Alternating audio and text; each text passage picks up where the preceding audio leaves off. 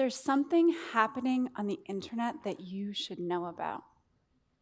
A shift is taking place that will have profound ramifications, not just for how you exist on the web, but for how we work, act in community, and govern ourselves. You've probably already caught wind of this change. It's just that it's been buried under a web of jargon about cryptocurrency and blockchain, NFTs, and DAOs. For now, let's just put all that language aside.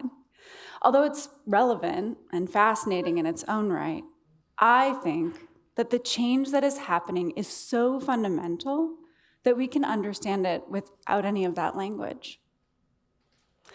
And while the change that I care about isn't really just about the web, I'm using the web and what is happening on it as a vehicle here for us to collectively explore and imagine how else we might organize ourselves, how we might evolve our existing organizations, institutions, and communities to better solve our collective problems, better adapt in a rapidly evolving world, and that enable us to better relate to each other. But before we get there, let's talk about the web. The web is magical. No one owns it or controls it. Right now, from where you're sitting, you can start a web server and publish content on it. Pick up your phone and you can freely navigate to nearly any website on the planet. This is incredible. But much of the web that we experience today isn't really decentralized. In fact, it's highly centralized. Think of all the sites you visited today.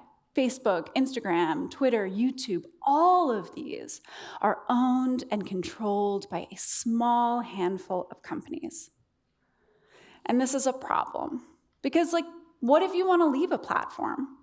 Or what if a service shuts down? For most of us, it would mean that we would lose all of our content, all of our history and data and network. All the posts you've ever written, gone. All your connections to distant friends, gone. All the memes that you found pretty funny a decade ago and now kind of cringe at, those would also be gone. But the problem isn't just that you don't own and control your content. The problem is that you have no real way to participate within these platforms. There's no way for you to influence content moderation on YouTube. No one's compensating you for renting your eyeballs to Instagram. And I have no idea how we are supposed to collectively hold Elon Musk accountable for what's happening on Twitter. Our only real option today for influence, if you have means, is to buy stock in the companies that own these platforms. But let's be real, it would take billions and billions and billions of dollars to buy enough stock to have meaningful influence. And so as a result, we are left with little recourse in the current model of ownership and participation on the web. But what would it look like if you did have influence? What if rather than Facebook owning all of your content, data, and network, you did? And what if decision-making over that network and the wealth that it generates was controlled by you, or really by us, by those, the employees and users and advertisers who actively contribute to the health and the success of the network? This is the change that's happening on the internet, the one I want you to know about. A new generation of web-based organizations is emerging. These organizations are shifting away from centralized control towards a path to self-determination among network participants, from centralized ownership to collective ownership, from hierarchy to self-organization. These groups have no leader. Decisions aren't made by executives, but by the community, a collective of mutually dependent actors working together towards a common objective. whether that be building new technology, making art, buying land, or investing in new businesses and projects. In comparison with conventional organizations, these new models offer greater speed, trust, adaptability, and transparency. All operational and financial information, as well as all of the community's decisions, are housed on a public, freely accessible ledger. And because we're talking about technology and not existing institutions, change is cheap and fast. And so we're able to experiment with how we make decisions and manage money and make information more accessible. Now, you're probably asking yourself, what does all of this mean in practice? Well, let's imagine a social network that was owned and controlled by the people who built it and the folks who use it. In a community-owned network, we could vote to take down offensive or unverifiable information, while at the same time monetarily rewarding community members who provide valuable information and support in the growth of the network itself. Or take, for example, Constitution Now, which raised $42 million in 7 days to buy a copy of the US Constitution. They lost that auction, unironically, to a private individual, but had they won, more than 17,000 people would have been the collective owners and stewards of a piece of US history. And even in losing that auction, they demonstrated the collective power of technology to disrupt who holds power in the economy today.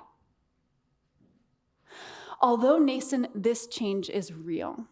In 2022, the number of these organizations grew from 700 to more than 6,000. The number of network participants went from 13,000 to more than 1.6 million. Today, they represent more than $12 billion in market value. Look, the shape and outcome of this new phase of the internet is unclear. And what role these new models will play is also entirely unknown. But what is clear is that the foundation for the next iteration of the internet is currently being built. And unlike in any other moment of the web to date, you can participate and have ownership without needing to know how to code. This is part of why I want you to know about this change. Because the utopian vision outlined here is not a given. In fact, if the last 50 years of internet history is any indication, this change, it's highly likely that it will simply supercharge previously existing power and value structures, that those who currently benefit will just end up benefiting more. That is, unless we take part in it. If we want to maintain a free and open web, to protect and improve on the wonder that is the internet, we all need to be paying attention to this change and participate in it where we can. I also want you to know about this change because it matters beyond the internet. Fundamentally, what is happening on the web represents a shift from closed, corporate, hierarchically managed organizations to markets of people freely organizing around common goals and objectives. This is a massive paradigm shift. For the last 200 years, we have organized ourselves, organized how we built the chair that you are sitting in, the technology in your pocket, the food you had for breakfast, and your home through centralized organizations. And look, this has been a marvel. The speed and efficiency of centralization has led to enormous innovation and global wealth creation. But it has also led to the defining challenges of our generation. It's extracted from the environment and from our communities and from the health and well-being of our species. And the truth is that we cannot continue in this way. We need new ways of organizing ourselves and of governing the world. Or maybe we need old ways. The patterns of what is happening on the internet can be found in indigenous communities the world over, in how bees and ants and elephants organize themselves, and in how cultures have collectively stewarded natural resources like land and water for millennia. Elinor Ostrom won a Nobel Prize in economics on the proof that self-governed, self-organized communities do a better job of stewarding natural resources than private or socialist systems. And so I invite you to see what is happening on the internet as a precursor to what could happen in the real world, for resources beyond information and institutions beyond tech companies. I also invite you to see this change as a seed of hope.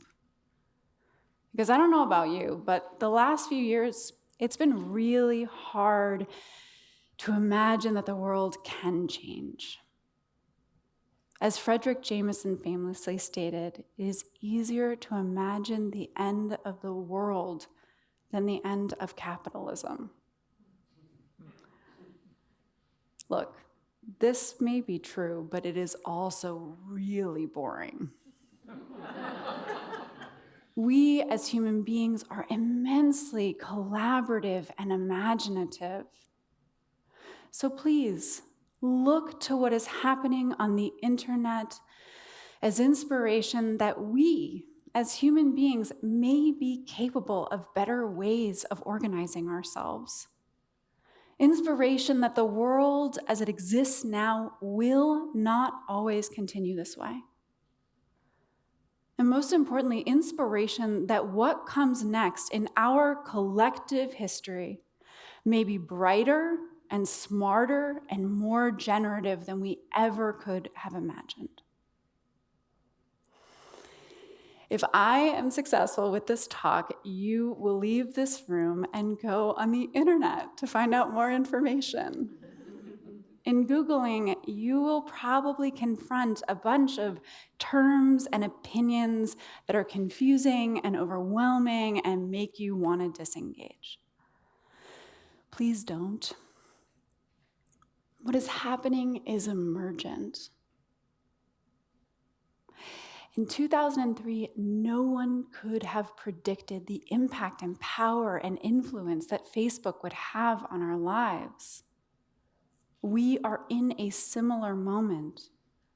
The rules are being rewritten, and how they get drawn will depend on who participates in their drafting. I don't have a clear call to action for you. I don't know what the future of the internet looks like. But what I do know is that there's the potential for it to be more democratic and more participatory than what we have now. In order for that to happen, we all need to pay close attention and participate in this change where we can. Thank you.